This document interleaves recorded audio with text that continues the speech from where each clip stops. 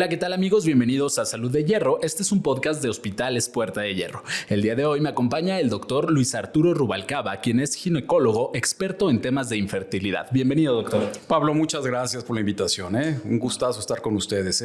Al contrario, muchísimas gracias a usted por acompañarnos. El día de hoy queremos hablar un poquito sobre distintos temas relacionados precisamente a la infertilidad y a algunas opciones de tratamiento. Pero primeramente me gustaría que comenzáramos, que nos platique un poquito sobre su trayectoria como médico. Bueno, de manera muy humilde, debo decirlo, somos pioneros en muchos campos de la reproducción en Latinoamérica, no solamente en Guadalajara, en Jalisco, ni en México. Tenemos 30 años en medicina reproductiva. Debo comentarte, egreso yo de la Facultad de Medicina en el 86, hago mi especialidad y termino en el 93. Me voy a Alemania a hacer una subespecialidad en laparoscopía, que era cuando estaba renaciendo la laparoscopía, que dicho sea de paso es operar a través de pequeñas punciones a través del abdomen. Y pues bueno, tuve la fortuna de conocer al doctor Kurt Sem, que es el padre de la laparoscopía moderna. Me tocó estar con él en Kiel, en Alemania, antes de que él muriera. Él muere en el 96 y en el 94 estuve con él. Y esto me abrió el panorama tremendamente para hacer cirugías novedosas, de mínima invasión, en casos como endometriosis, miomas, pólipos. Impresionante. Empezamos a tener cirugías 1 o 2 diarias. Me meto un poquito más al tema de reproducción, porque de la mano muchas pacientes me buscaban por temas de reproducción. Entonces me voy a los Estados Unidos y a Japón a estudiar medicina reproductiva. Veo con suma frecuencia, y ese es un comentario que se hace desde el punto de vista popular. Mi mamá, puedo decir, siempre me preguntaba: hijo, ¿por qué hay tantos problemas reproductivos en la actualidad, no? Y la respuesta es muy sencilla. La época de mi mamá, sí, y todavía la época mía, pues las mujeres buscaban el embarazo en etapas saludables desde el punto de vista de salud ginecológica. Y ahora no.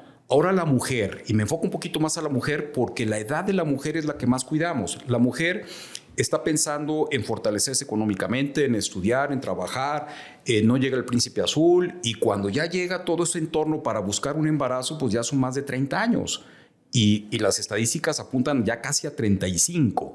Entonces, en la mujer le das pauta a que se vayan sumando entidades ginecológicas que van afectando su fertilidad. Y no debo de ser enfático nada más en la mujer, porque también el varón hoy por hoy juega un papel sumamente importante. El factor epigenético. Esto es increíble lo que estamos viviendo en la actualidad. El estrés, la mala alimentación, los cambios de hábitat, el uso de anticonceptivos, más bien el abuso de anticonceptivos, el uso no, el abuso de drogas, de tabaquismo. Entonces todo eso va afectando significativamente tanto a la mujer como al varón. Por eso, hoy por hoy, la subespecialidad en ginecología, que se llama medicina reproductiva, tiene un auge impresionante. Y dentro de la medicina reproductiva podemos manejar la endoscopía ginecológica, que es lo que tuve la fortuna de hacer en Alemania, porque nosotros no estamos convencidos que todas las parejas tienen que ser tratadas con reproducción asistida. Se debe de individualizar. Si la paciente tiene un problema sencillo, si el varón tiene un problema sencillo, lo tratamos en un grupo multidisciplinario, como es nuestro grupo, el Instituto Mexicano de Infertilidad, para que venga el bebé por mecanismo natural. Pero si no se puede, porque el caso es más importante, un problema masculino severo, que ya lo trató el andrólogo, que no se pudo solucionar, existe la reproducción asistida, la cual se divide en 2 partes, baja complejidad y alta complejidad. La baja complejidad, estamos hablando de términos que también suelen ser confundidos, Pablo, que es inseminación, y alta complejidad es fecundación in vitro, con toda la gama de procedimientos que se hacen en fecundación in vitro. Ok, muy bien. Digamos entonces que esto tiene que ver con múltiples factores, ¿no? Demasiados. ¿Qué tipo de diagnósticos son los que se hacen tanto al hombre como a la mujer para identificar dónde están? Fíjate que es muy sencillo. Para mí es muy fácil encontrar la objetividad. El de explicarle a una pareja cuál es su problema. En lo personal, y no quiero sonar pedante, pero no existe para mí la palabra esterilidad sin causa aparente que muchos fertilitólogos o ginecólogos hacen mención a sus parejas, porque no saben cómo buscar el problema.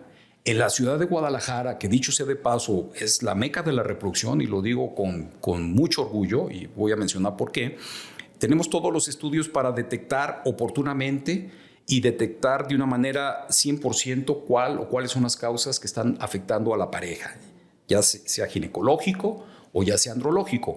Cuando yo inicio esto de la reproducción, había más factores que involucraban el problema reproductivo de la pareja en la mujer. Hoy es 50 y 50. ¿Sí? Desgraciadamente, pues los varones antes no acudían con el doctor por muchos idiosincrasias, formas de pensar, machismo, ¿por qué no decirlo? Y se han abierto un poquito más en la actualidad porque, pues bueno, se han enterado de que hay tratamientos muy efectivos. ¿Por qué digo Guadalajara? Y me llena la voz de orgullo porque nosotros somos pioneros en vitrificación. Vitrificación es congelación. La congelación de óvulos, Pablo, era un hito antes de que llegara Masashi Kawayama, que es el japonés que para mi gusto yo lo presumo como a mis pacientes para que entiendan el nivel como si fuera el Lionel Messi de la medicina reproductiva. Es el top de top.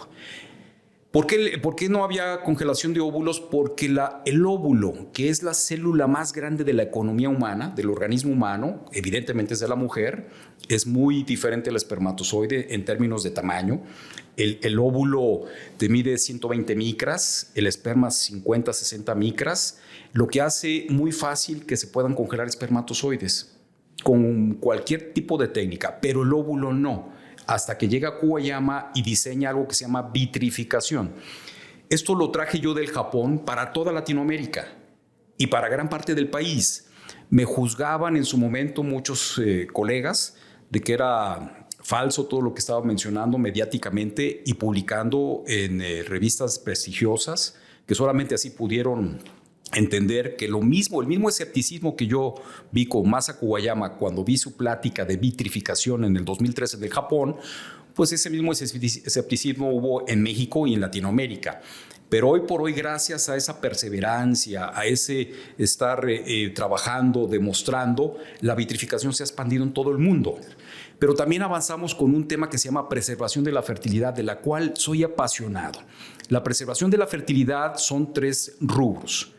Social, mujeres jóvenes que ven pasar los mejores años reproductivos, no tienen pareja, no se quieren embarazar del banco de espermas, que es un tema un poquito álgido, pues lo que hacemos es detener el reloj biológico de la mujer, congelando sus gametos, sus óvulos, porque el riesgo de un embarazo después de los 38 años aumenta el riesgo de abortar, aumenta el riesgo del síndrome de Landon-Down, ¿sí?, de aneuploidías, de problemas cromosómicos y de riesgos en los bebés por la calidad del óvulo, la cual se va demeritando después de los 38 años. Entonces, desde el punto de vista social, diferimos la maternidad a posteriori. Tenemos casos impresionantemente hermosos que de sus propios óvulos se han embarazado a los 45, a los 48 años, cuando ya a esa edad ya es muy complicado que se embarace una mujer porque ya no tiene óvulos o tiene pocos y son malos en calidad y no fecundan adecuadamente. Entonces esa es la preservación social. La preservación oncológica, del cual me da mucho orgullo decir, estamos liderando en México, tal vez en Latinoamérica, haciendo sinergias con el Instituto Nacional de Cancerología, el cual tengo el honor de que nos han buscado para apoyar el segmento de preservar en oncología.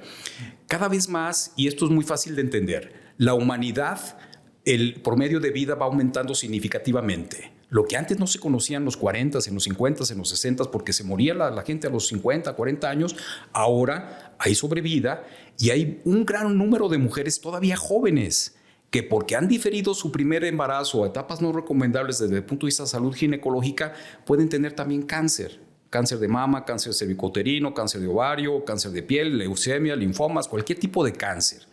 ¿Y qué pasa?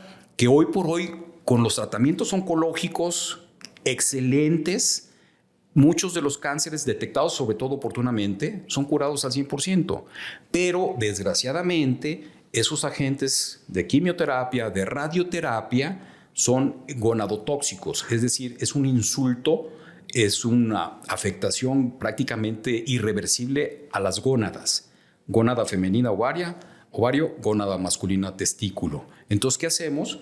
Extraemos óvulos antes de la quimio de la radio y los congelamos. O extraemos tejido del ovario, ¿sí?, de la corteza del ovario, y lo congelamos.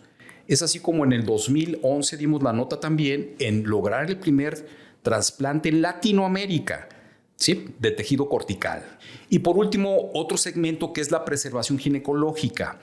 Preservación ginecológica, estamos viendo una pandemia tremenda, no solamente en reproducción, como mencionaba anteriormente, sino también en un tema que se llama endometriosis. Si la mujer difiere el primer embarazo, etapas no recomendables, vuelvo a insistir, el promedio de la menarca, que es la primera menstruación en mujer mexicana, es a los 10, 12 años, y si empieza a buscar el embarazo a los 30 o 35, damos tiempo a que se sume la endometriosis. Y muchas de estas mujeres que tienen endometriosis también tienen endometriomas, que es sangre menstrual encapsulada en los ovarios, que esto merece una cirugía. Pero al hacer la cirugía disminuimos inevitablemente la reserva de ovario, Pablo. Entonces extraemos óvulos, en algunos casos, no en todos, y para ello existe una hormona que es una maravilla que ha venido a revolucionar y darnos tranquilidad o darnos un poquito de presión, o a la mujer, que se llama hormona antimuleriana. Es como medir la gasolina de tu reserva de tu ovario.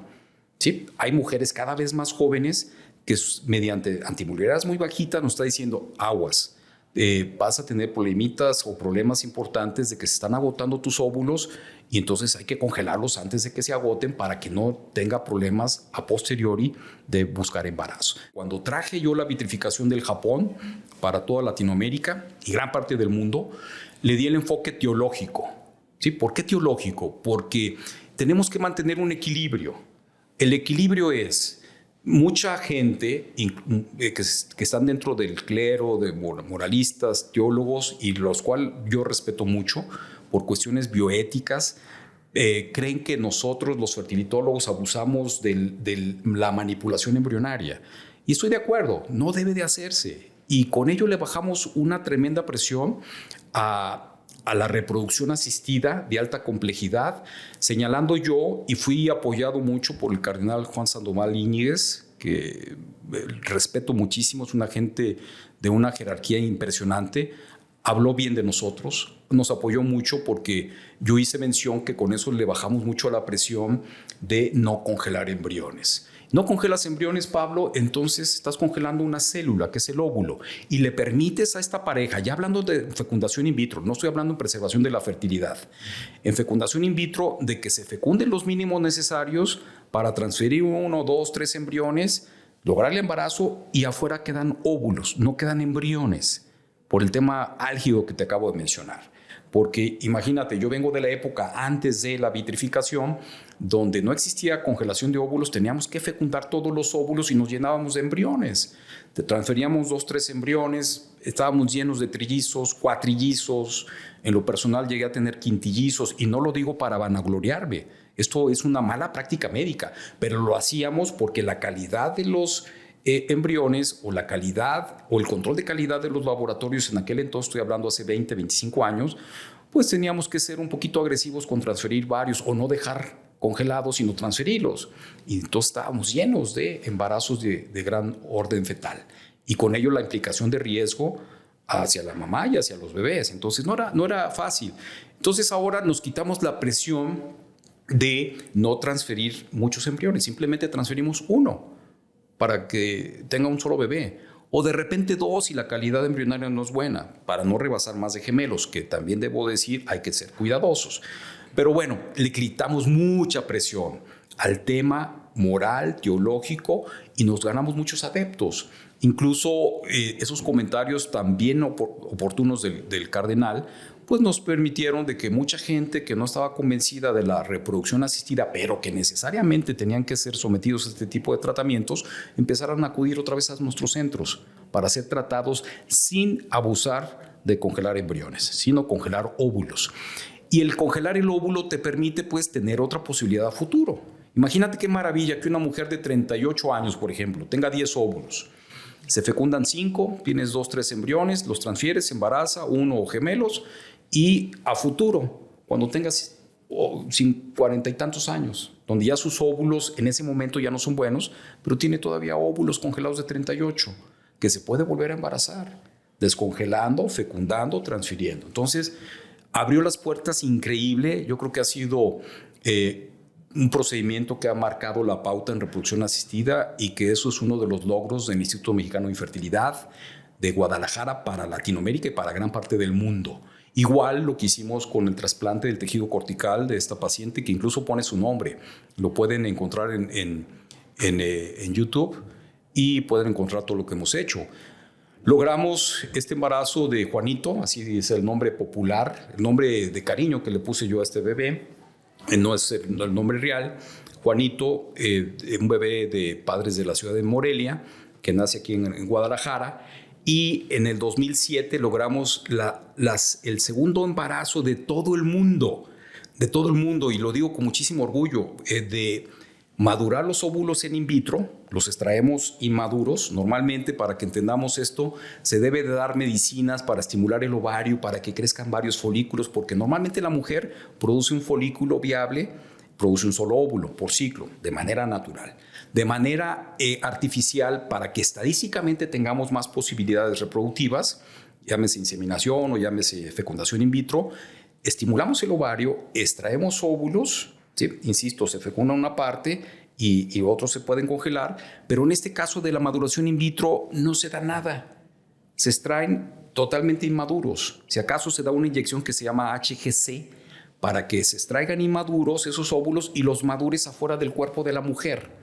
Y esto, claro que también es otro hito, es otro logro, porque economizamos todas las medicinas que se utilizan en fecundación in vitro, porque evitamos riesgos como el síndrome de hiperestimulación ovárica, que ya casi no lo vemos porque ya hay nuevas medicinas para evitarlo, pero se puede presentar por la estimulación ovárica con esos medicamentos.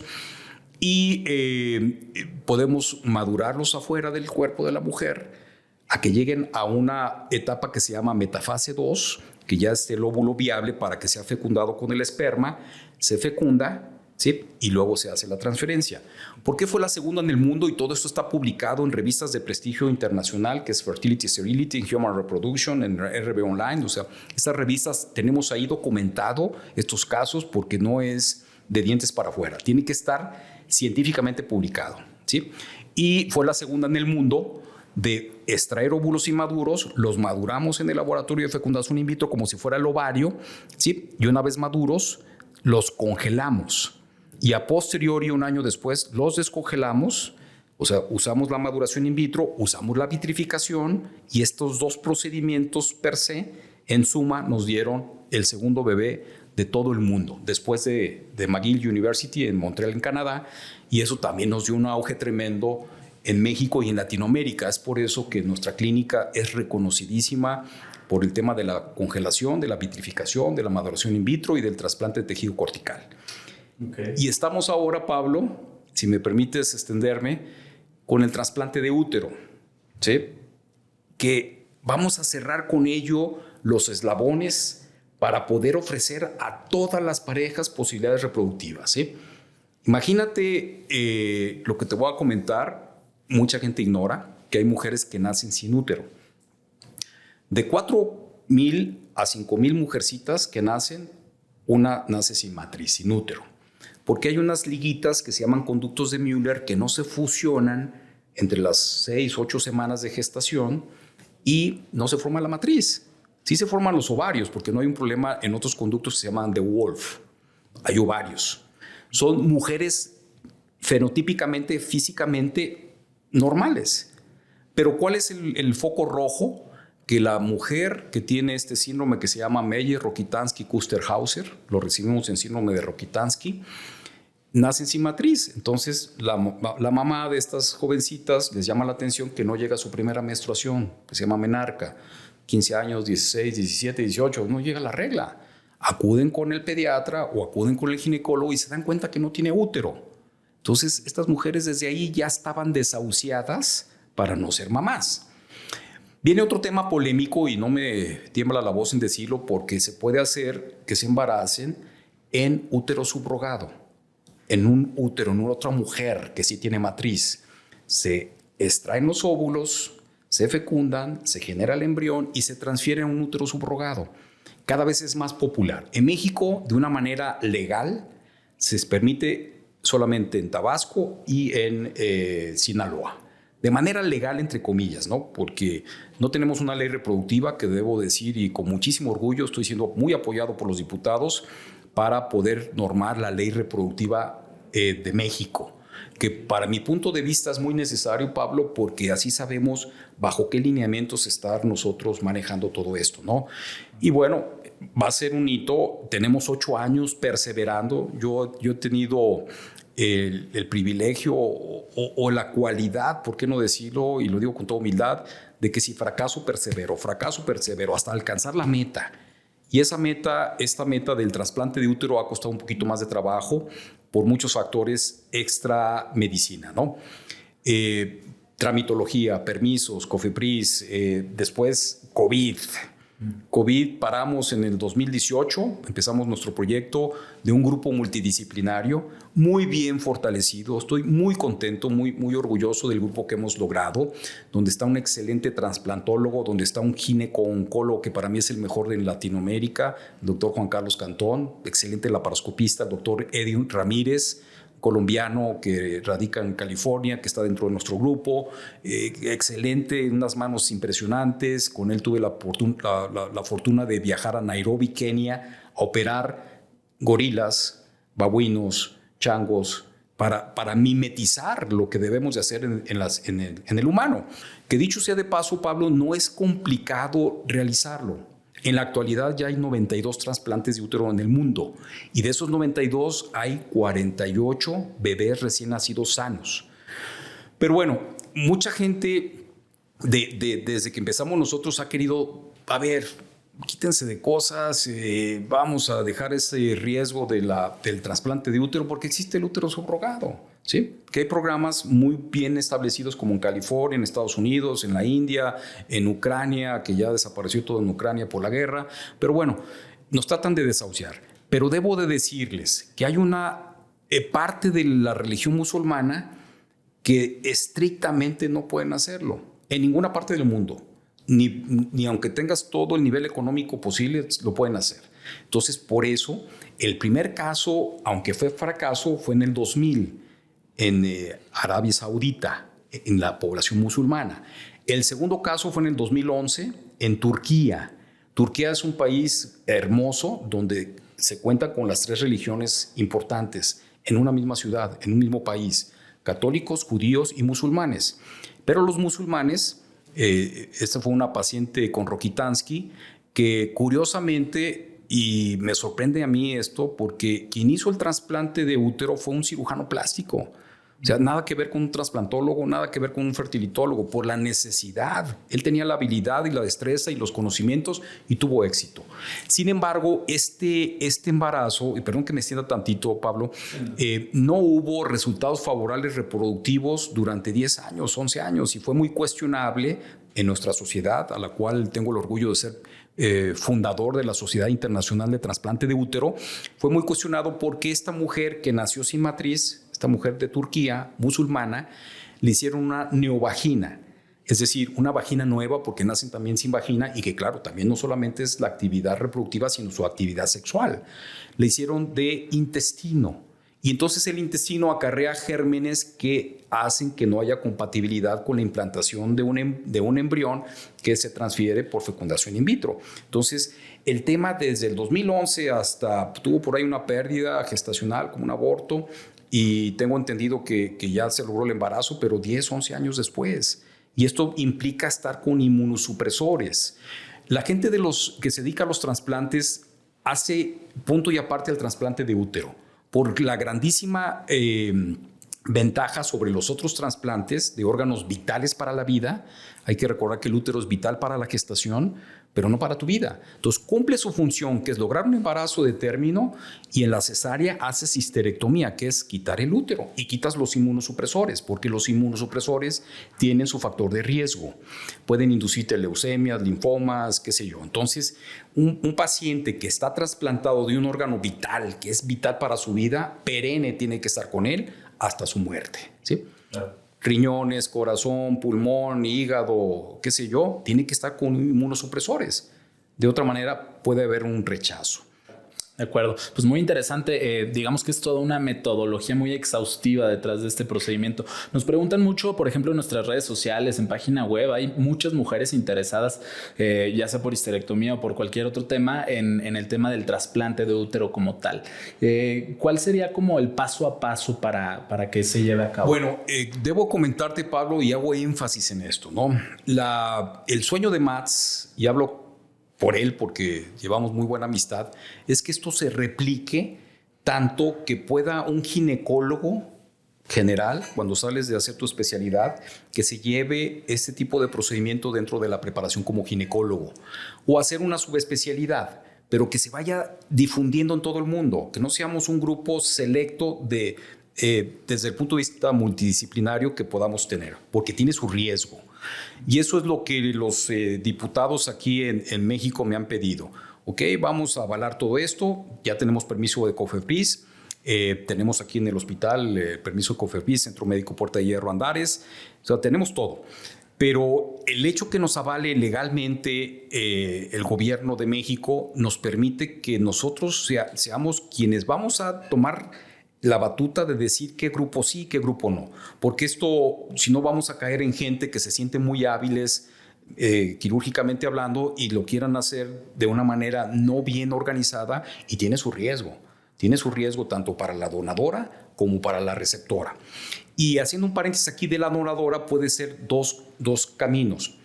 Una mujer viva, como lo hizo el primer caso esta mujer amiga de la paciente de 61 años, o una paciente con muerte encefálica.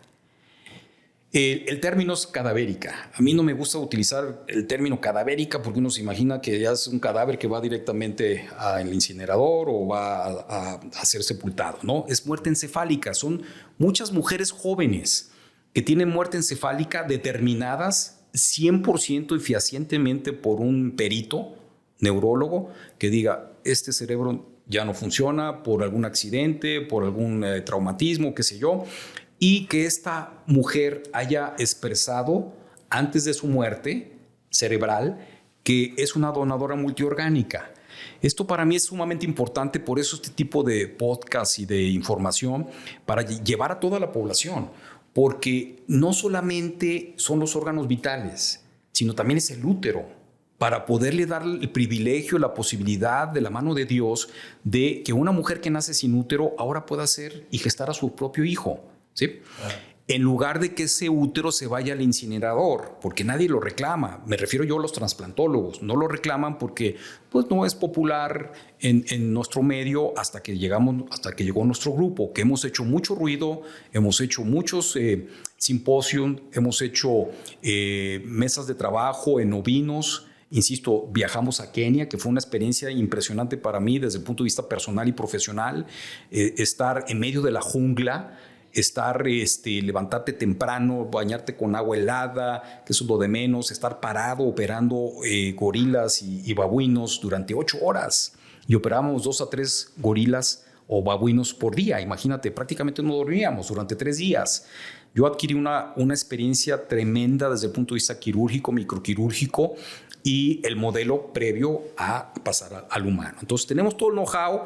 Insisto, me frustra un poquitín que se haya ido lento, pero bueno, así se fue Mats, y se fue lento y se ha ido lento porque la famosa pandemia, pues bueno, separaron los trasplantes, Pablo, vitales.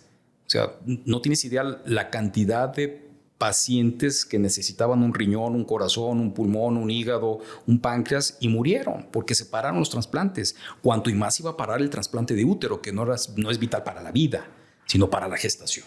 Entonces nos pararon prácticamente 3 años, se reinició, teníamos ya todo listo para hacerlo el año pasado y resulta que la donante adquirió COVID.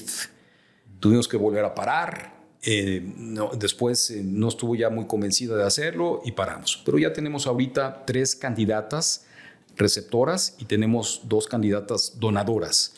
Pero abriendo la puerta de la donación de muerte cerebral, sin duda vamos a tener una posibilidad de muchas pacientes que desgraciadamente caen en muerte encefálica, pero que con su gran corazón y el corazón de la familia, porque no todo está estipulado a través de ella misma, pueda dar posibilidades reproductivas a muchas mujeres que no tienen útero. ¿Cómo funciona la búsqueda del donante? ¿Tienen que ponerse en la lista de espera del Senatra o buscamos a un familiar? Eso es lo ideal. Todo es registrarse en el Senatra, en el Centro Nacional de Trasplantes, para que ya esté ahí. Y ahora, insisto, con la anuencia y con la difusión a través de los órganos públicos y privados, se den cuenta los doctores, los intensivistas, la gente, neurólogos, cardiólogos, qué sé yo, que ya existe la posibilidad de que una paciente con muerte encefálica pues pueda hacer una donación multiorgánica, pero además también incluir ahora el útero, que ese es el segmento que nosotros conseguimos en la COFEPRIS. Tenemos el permiso, el trámite desde hace mucho tiempo de trasplantes de órganos vitales y ahora sumamos el del útero, ¿sí? Por eso tenemos esa factibilidad, ¿no? Y yo abogaría un poquito más por este segmento de la muerte encefálica porque quitas un sesgote tremendo que es el riesgo de la donante, que son riesgos relativos, ¿no? No, hasta ahorita, toco madera, no ha habido mortalidad en la receptora o en la donante, pero son cirugías que llevan sus horitas, son cirugías que debe estar uno muy bien adiestrado, y vuelvo a hacer hincapié, tiene que ser un grupo multidisciplinario. Eso fue uno de los primeros recomendaciones, consejos que me dio Mats cuando lo conocí yo en París y lo traje en 2015 a Guadalajara, lo volví a traer este año en febrero, estuvo precisamente a un lado de este edificio dando conferencias acerca de trasplante de útero y nos sentamos y platicamos y cómo vas, Luis, cómo va el trasplantólogo, cómo va el nutriólogo, cómo va el psicólogo, cómo va todo el grupo en general, cómo van las pacientes, para entender que es un grupo que debe de estar sumando varias disciplinas. Un excelente fertilitólogo, que es el trabajo de nosotros, los que hacen microcirugía, que me he metido a microcirugía, excelentes laparoscopistas, que yo también hago laparoscopías, igual que Juan Carlos, igual que Edwin Ramírez, trasplantólogos que sepan todo el cómo suturar los vasos sanguíneos de una manera microscópica, que solamente con unas lupas que son de 4x puedes ver las suturas, que son suturas de 10-0, o sea, son imperceptibles, son tal vez algunas más delgadas que un cabello. Entonces los tienes que ver con microcirugía para poder unir el vaso sanguíneo de la receptora con el de la donadora, las arterias, las venas uterinas y poder generar la circulación y la oxigenación de este útero para que esté vigente. Y desde el punto de vista inmunológico, porque eso es sumamente importante, que tu organismo o tú como receptora no rechaces ese órgano que no es tuyo, ¿sí? Okay. Que no es tuyo. O sea, lo que hicimos en el caso de Alexa, menciono su nombre, insisto, 2011, el trasplante del tejido cortical era su propio ovario, era su propio tejido. Entonces, no hay un rechazo, porque es suyo, no se ocupan inmunosupresores. El caso de una mujer que es de trasplante de útero, condición sine qua non es que sea de otra persona, entonces puede haber un rechazo. Entonces, tienes que estar con inmunosupresores. ¿Me doy a entender? Y bueno, inmunosupresores que están bien estudiados, que durante el embarazo no generan ningún problema al bebé.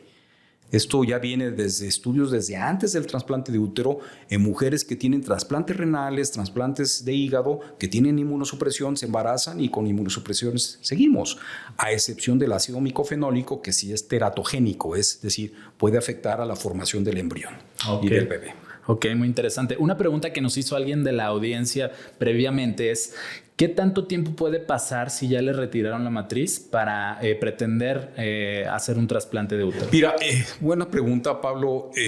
Cada caso hay que individualizarlo, ¿sí? Esta paciente que vi el día de ahora, le quitaron el útero hace 6 meses con una cirugía que entiendo yo fue muy cruenta, porque se metieron a hacer, o sea, perdió el bebé a las 14 semanas con un tumor grande que se llama mioma y no pudieron rescatarle, estuvo con hemorragia y tuvieron que retirárselo, ¿sí?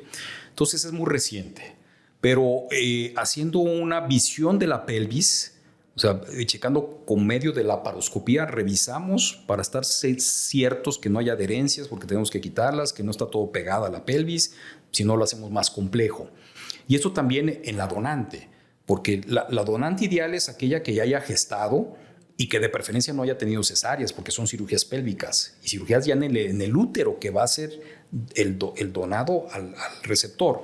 Entonces, tenemos que individualizar, ¿no? No podemos decir, caray, vamos a meternos a hacer el trasplante de una mujer que tuvo complicaciones porque le quitaron la matriz, se perforó el intestino, tuvo peritonitis. Pues a priori ya sabemos que esa pelvis va a estar muy con adherencias, con proceso inflamatorio, que tal vez no sea una buena candidata.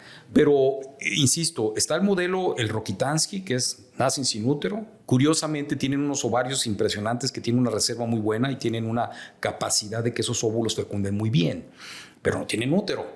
No tienes útero, no puedes gestar, de no ser con subrogación uterina o trasplante de útero, ¿sí?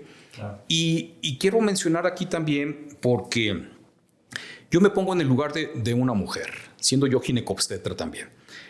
No es lo mismo que una segunda mujer lleve el embarazo de un hijo tuyo desde el punto de vista genético, cromosómico, y que esa mujer, debo de mencionar, hay países que no están bien estipulados todas estas situaciones, mujeres, por ejemplo, en países subdesarrollados, no voy a mencionar dónde, que no se alimentan bien, que no se cuidan bien, que si traen un sangrado no hacen caso.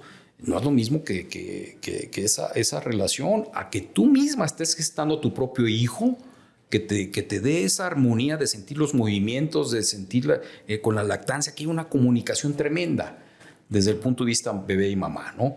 Por eso yo abogo siempre, aunque esté permitida por algunas religiones o por algunas situaciones de idiosincrasia, el útero subrogado, pues siempre es mejor que la propia pareja lleve a cabo el embarazo. Y claro, excluiremos esos casos, como te mencionaba anteriormente, que no vale la pena hacer el trasplante del útero porque tuvo problemas al momento de retirar el útero, o porque su pelvis está congelada de endometriosis, o porque hay adherencias, miles de cosas, ¿no? Entonces, pues bueno, habrá manera de seleccionar los casos que creemos que son muy importantes y que podemos tener éxito al realizar el trasplante del útero. De acuerdo. Entonces, digamos que obviamente es una decisión, digamos, personal o de pareja, pero además cada caso se tiene que estudiar 100%, particularmente. 100%. Te voy a comentar, desde que empezamos a hacer un poquito de ruido científico, quirúrgico, porque la gente sabe que tenemos un paraguas muy importante, una cobija, un respaldo con Mats Brännström, con César Díaz, que es el brazo derecho de Mats Brännström, con quien tuve la oportunidad también de aprender algo para el trasplante de tejido cortical de ovario. La gente se da cuenta que somos un grupo armado, pero no lo hemos realizado todavía. Y tenemos posibilidades de no tener éxito, como también Max tuvo 2 pacientes que no tuvo éxito. Pero el conocer, el aprender de gentes que ya lo han realizado y tener la cobija de ellos mismos para los primeros trasplantes, que estando aquí en la ciudad de Guadalajara, eso nos da muchísima fortaleza, nos da mucha seguridad para que primero Dios sean exitosos los trasplantes, ¿no? Muy bien, doctor. Platíquenos un poquito dónde lo pueden encontrar a usted. Estamos en el Hospital Centro Médico Puerta de Hierro. Soy el director médico del Instituto Mexicano de Infertilidad. Nos encuentran en el 36 48 25 50. Y debo de decirte de manera muy orgullosa también que dirijo un centro de reproducción en la ciudad de Tijuana, Advanced Fertility Center, en un grupo muy importante. Y en Cancún, es Advanced Fertility Center en Cancún y The Fertility Center en Tijuana, donde hacemos mucho turismo médico, donde esos pacientes que llegan a estas instituciones se vienen a Guadalajara para hacer el proceso, porque la idea es que se haga aquí en Guadalajara, en el Hospital Centro Médico Puerta de Hierro, Andares. Excelente. ¿Tiene redes sociales? Sí. Nuestro Instagram, nuestro Facebook. Soy malo yo para los nombres de cómo ubicarnos, pero ubican Luis Rubalcaba, trasplante de útero en Google, en YouTube, y encuentran todas nuestras redes sociales. Ok, excelente, doctor. Pues muy interesantes todos los temas que nos ha platicado. Sin duda da para una charla muchísimo más extensa. Para un congreso. Para un congreso. Que debo de decirte, Pablo, y perdón que me extienda más, orgullosamente, en esta ciudad de Guadalajara, yo soy tapatío de hueso colorado, en esta ciudad de Guadalajara trajimos a los mejores de los mejores en todas las ramas de reproducción. De la laparoscopía, porque no todo es reproducción, no todo es in vitro, de reproducción asistida, biólogos clínicos, fertilitólogos, andrólogos. Trajimos a lo mejor de lo mejor a esta ciudad. Y hubo una afluencia de ginecólogos y de fertilitólogos impresionante y de biólogos. Además, trajimos a Kuwayama otra vez a impartir el tema de la vitrificación. Trajimos a los doctores Nesat, que para mí son los mejores laparoscopistas en la actualidad en los Estados Unidos. Y bueno, derramamos ciencia, o sea, queremos dejar escoleta, queremos dar enseñanza a todos los jóvenes para que se preparen bien, para que Guadalajara, para que México, para que Latinoamérica sea punta de lanza en muchos temas, sobre todo en esto de reproducción asistida, de laparoscopía y de trasplante de útero. De acuerdo, doctor. No, y pues un orgullo tenerlo Muchísimas por acá. Gracias, Pablo. No solamente aquí en el Hospital Puerta de Hierro, sino también pues Tapatío, ¿no? En México, siendo punta de lanza de todos estos de todo lo que están haciendo en Guadalajara, ¿sí? Yo soy muy orgulloso de Checo Pérez, de Saúl Canelo Álvarez, que es mi amigazo, del grupo de Maná, de los Fernández, de Guillermo del Toro, sí, que es mi amigo de la infancia. O sea, yo soy muy orgulloso. O sea, Guadalajara es referencia de lo que realmente es México. Y no minimizo ninguna otra ciudad, pero Guadalajara es el tequila, Guadalajara es el mariachi, Guadalajara es la comida tradicional mexicana y la gente que está dando a conocer, como nosotros queremos dar a conocer, la medicina reproductiva fuera de México. De acuerdo, pues muchísimas gracias, doctor. Gracias a ti, Pablo. Y pues bueno, muchas gracias a ustedes, audiencia, por mantenerse aquí hasta el final. Ya saben que pueden seguirnos en todas nuestras redes sociales, mandarnos sus preguntas y, ¿por qué no, también mandar sus preguntas para el doctor Luis Arturo Rubalcaba? Muchísimas gracias, nos vemos en el próximo episodio. Gracias.